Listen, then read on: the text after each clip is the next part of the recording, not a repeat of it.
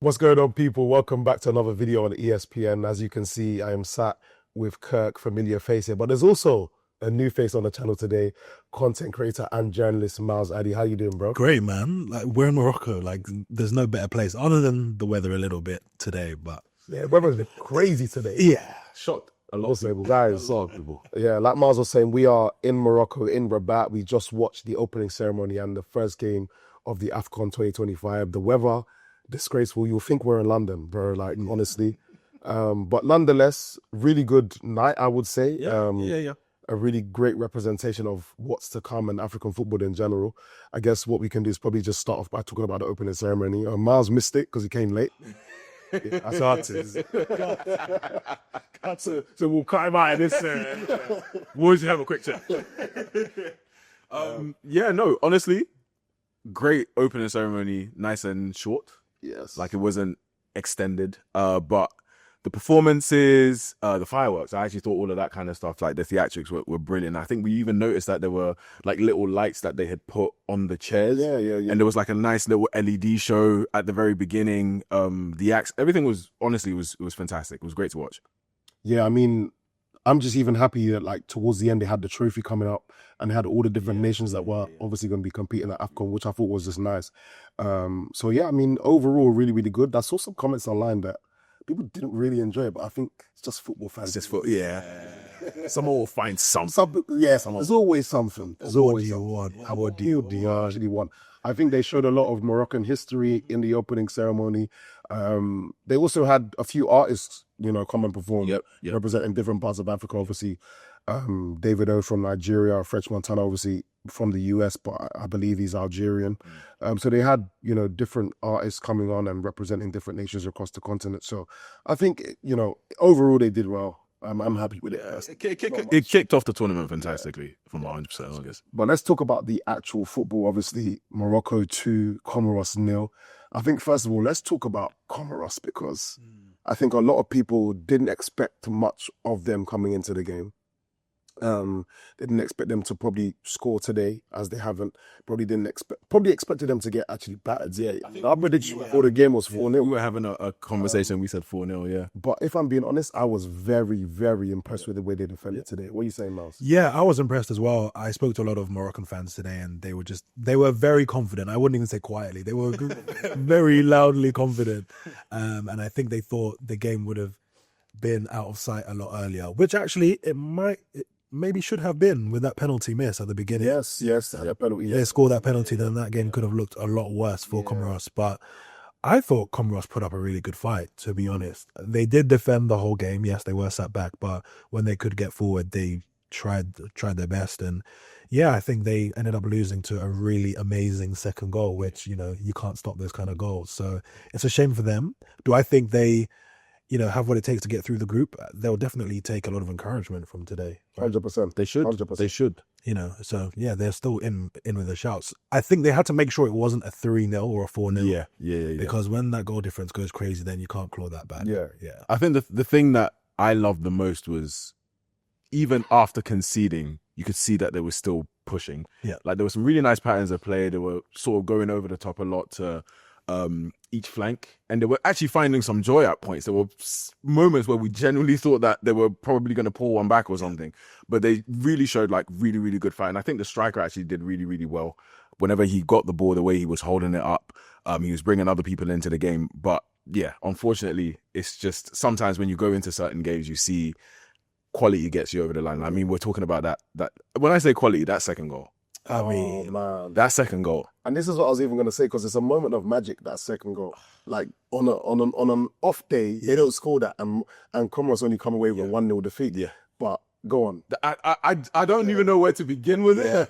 If it's the ball over the top to find El Kabi in the box, and then the audacity. I was hoping you'd say the word audacity. No, take it. It was outrageous, that goal. We screamed. Yeah. It was, what a goal that was. You just didn't expect that to come then. And I think it's just the perfect opening to what will hopefully be an amazing tournament. I think today has also shown me that there's no weak teams in a tournament. I think you can pick your favourites. You can talk about the Moroccos, the Senegals, the Nigerias, etc. But there's no weak teams in this tournament.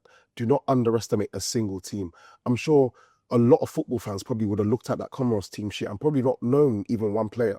But they've gone out there against a proven Morocco side who are really strong, even without Hakimi playing today, and have put up a fight. So there's no weak teams in this tournament. It's going to be exciting, 100%. I also think it kind of goes to show the thing that we always mention about how across the span of Africa now, the game is just elevating.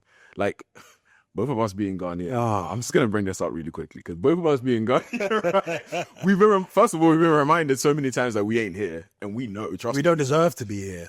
That's the long and short. I think that could probably be to the World Cup. Football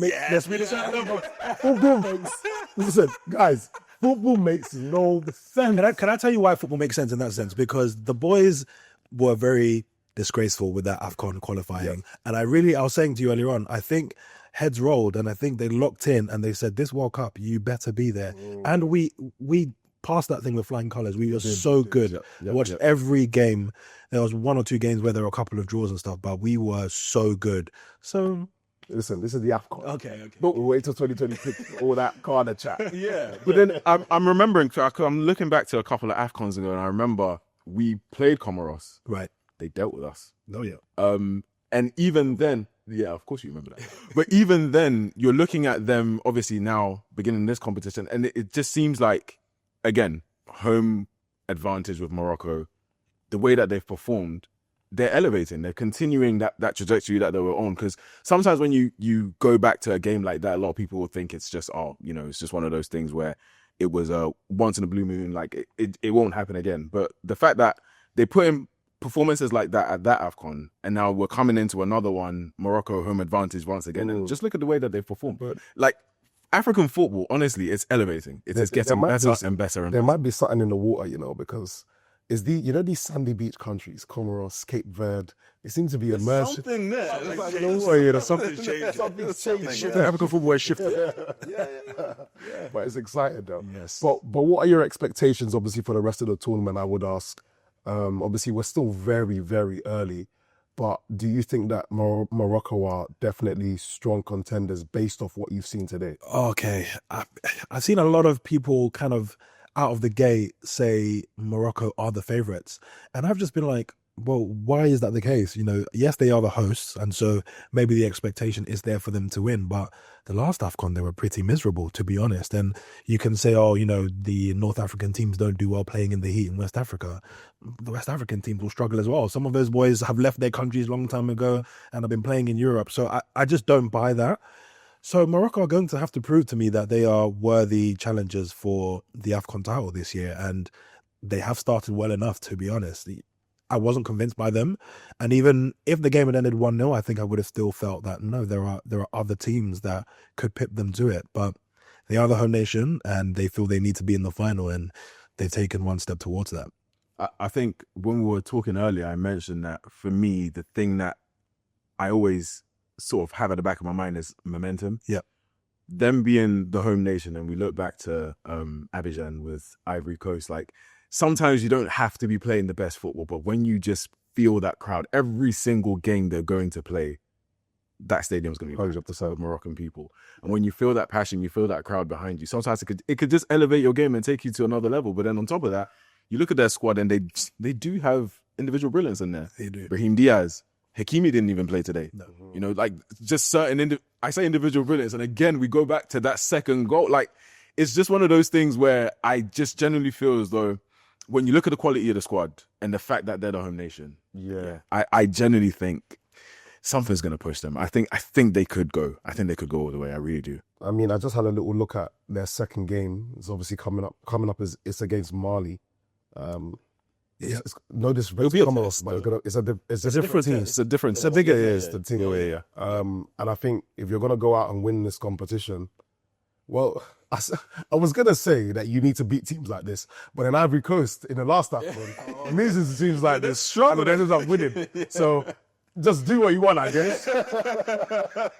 lose before we get. You'll make it to the final. But make sure you make it to the next if round. you want to prove yourself early, you've got to beat teams like Mali. Yeah.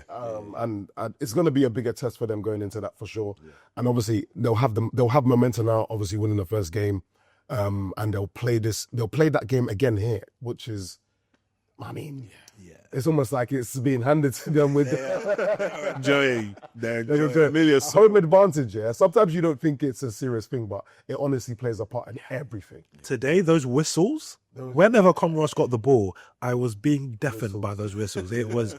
I don't see how any team can kind of be in those stadiums with that Moroccan crowd and not feel some kind of way. Yeah. I've got to ask you though, since you mentioned the whistles, one of the things that I spotted when I was watching the game was obviously the lasers. Yeah. Now, this is something that we hear a lot in AFCON, but then also when I was in Morocco for the World Cup players, I heard it quite a lot in terms of Moroccan fans do it quite a lot. Now, obviously I don't want to point any nation out in the particular. It's something that we see across the game, across the tournament. What's your thoughts on the lasers? Obviously we want it to stop, but does it look like to you that it interferes massively with the game? Oh no, I don't like it at all. I've never liked it. Whether you call it a cultural thing, I've seen it in games everywhere, not just in African games. Today, I thought it was a bit of a blight on what was a good game. And if this is how it's gonna look going forward, then something needs to be done and something needs to change, because the goalkeeper was getting it, the referee got it in the face. It was just too much, and it ruins the whole fanfare of us being here to celebrate African football. And there are little things that I think make me struggle to kind of get as invested as you would like to be, because it's like, oh man, we could really just do without that. Yeah. African football is so brilliant and we just don't need these things in there. And someone watching this may say, they don't feel as strongly as I feel, but lasers, I really don't like them. I've never liked them. Point, do you know what I mean? Yeah, I just think it's a very dirty tactic. Yeah. Along with the throwing of coins and things. But with the lasers, you can do it at any moment, can't you? Yeah. You can do it while the game is going on, while the goalkeeper is trying to, save a penalty or a corner. So, yeah, as a culture of football, the lasers need to be got rid of. Because I remember speaking to Victor Osimhen during the World Cup playoffs in November, and I asked him about the lasers, and he spotted one of the fans doing it. Wow. So they do notice the lasers. Yeah. It might look like a very small light, but even we saw images today, it looking really bright coming from the crowd. So what do you reckon? It's just one of those things where when I think about it, I'm just like, how do you mitigate it? Like, how do you... It's just hard to regulate that kind of stuff. Like you could literally sneak it in. You can even put it in your footwear if you want to, kind of thing. It's as Miles said, like it's dirty. It is a dirty part of the game that you really, really don't want to see. I'm sure CAF will probably think about ways to maybe try and mitigate it, but it's hard. It's hard. Yeah. Probably I'd kind of put a bit of a call on the players. If it affects them that much, then maybe collectively a conversation needs to be had. I don't know or remember a time where that conversation was really had. And if the lasers are an issue, then it needs to be spoken up about by the players. Yeah, 100%. Well, look, we're going to be here covering the entire tournament anyways. So much more football to be played. Many more moments, hopefully moments without lasers. Fingers crossed. But I'm excited for the rest of the tournament. How can you not be after that second goal? After that second goal. Oh my gosh. Yeah. But which countries are you excited to see? Obviously, we're going into the, first round of games now with the rest of the nations. Who would you say you're most excited to just watch perform? I can't see past DR Congo. I love DR Congo, man. They play good football. They've got a really good team. Aaron Wan-Bissaka has now joined them. I just love their spirit, their fight, especially in the last AFCON. Obviously, beating Nigeria to get through or to get further. It's always nice, Yeah, it's great. I mean, it's great. Our names, DR Congo mainly. I can't look past the holders. Not the holders. What, the holders? Would you call them the holders? Of Yeah, Ivory Coast. Oh yeah. The whole. Sorry, I didn't hear. I had a brain freeze. Yeah. The holders, Ivory Coast, and even though they didn't have a great tournament last time, and then South Africa. For me, Okay, nice. I want to see what South Africa can do. Yeah. They did well last time as well. No one said Nigeria. Well, I'm excited to see. It's the one that consists of the likes of Victor Osimhen, Alex Iwobi, Wilfred Ndidi. And to be fair, I haven't left out Nigeria because of any kind of, Ghana-Nigeria rivalry. Actually, for me, what it is Trista Kong not being there. Yeah. It was a big miss. I think it's a miss, but I think the unity in the team, there's something going on there. I think. Why has he, what's the word? Not resigned. Dropped. Retired. Yes. Why has he retired directly before a tournament? I just wasn't so sure about that. And when he put the post out, I thought, oh, is this going to be after the tournament? I was reading through the post, and no, there and then he was done. Yeah, it's going to be an interesting, I think, turn of events on Tuesday, especially because the whole team's been switched around. There's a lot of new faces in there. It's kind of similar to when we won it in 2013, but, I'll leave it there anyways. Make sure you like and subscribe to every ESPN UK video that comes out. And also follow us on socials as we're covering the entire AFCON. We'll be here on the ground, videos, photos, interviews. So keep up for everything that we've got going on, man.